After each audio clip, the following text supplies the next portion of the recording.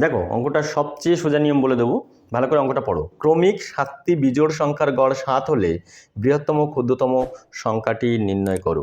এখানে দুটো জিনিস আছে, একটা বলেছে 7টি, একটা আছে গড় মান হচ্ছে 7। এখানে তোমরা এক কাজ করবে, এই টি থেকে 1 মাইনাস করবে, যেখানটায় টি লেখা আছে সেখান থেকে 1 মাইনাস করবে, তাহলে 1 মাইনাস করলে আমি কত পাবো? 6। এই যে বিয়োগফলটা আছে, এইটা বিয়োগফলের কাছে, এই বিয়োগফলটা নিয়ে গড়ের সাথে, এই যে গড় মান, এর সাথে একবার যোগ করবে, যোগ করলে বড় সংখ্যা পাবে, আর একবার বিয়োগ করে দেবে, বিয়োগ করলে ছোট সংখ্যা পাবে, এই রেজাল্টটা নিয়ে। তাহলে একবার যোগ করলাম, 7 আর 6 যোগ করলে হয় 13, আর 7 আর 6 বিয়োগ করলে হয় 1। তাহলে আমাদের বৃহত্তম সংখ্যা হচ্ছে 13 আর ক্ষুদ্রতম সংখ্যা হচ্ছে 1। এখানে আমাদের রাইট অপশান দেখো, রাইট অপশান হলো বি। বুঝতে না পারলে বলো।